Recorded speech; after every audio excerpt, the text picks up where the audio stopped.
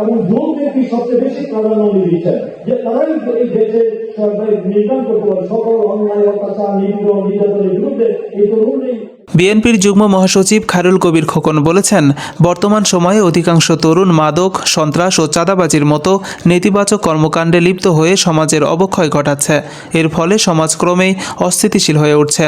তবে তরুণদের মাধ্যমে দেশের ভবিষ্যৎ সম্ভাবনা নিহিত রয়েছে। তরুণরা ফ্যাসিস্ট সরকারের বিরুদ্ধে লড়াই করে দেশকে নতুন উচ্চতায় নিয়ে যাওয়ার চেষ্টায় ব্রতী হয়েছে।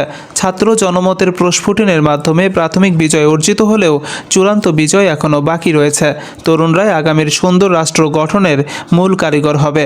13 জানুয়ারি সোমবার বিকেলে নরসিংদীর ড্রিম হলিডে পার্কে আয়োজিত স্বেচ্ছাসেবী সংগঠন তারুণ্যের জয়যাত্রার বার্ষিক উৎসবে প্রধান অতিথির বক্তব্যে তিনি একথা বলেন। অনুষ্ঠানে সভাপতিত্ব করেন সংগঠনের আহ্বায়ক আবু বকর তামিম। উদ্বোধক হিসেবে উপস্থিত ছিলেন নরসিংদী জেলা ছাত্র দলের সভাপতি সিদ্দিকুর রহমান নাহিদ। অনুষ্ঠানটি সার্বিকভাবে পরিচালনা করেন সদস্য সচিব শেখ রাসেল মাহমুদ। এই উৎসবে জেলার বিভিন্ন উপজেলার 3000-এর বেশি সংগঠক অংশগ্রহণ করেন। সংগঠনের নেতৃবৃন্দ ও সুধীজনের উপস্থিতিতে আয়োজনটি এক প্রাণবন্ত অনুষ্ঠানে রূপ নেয়।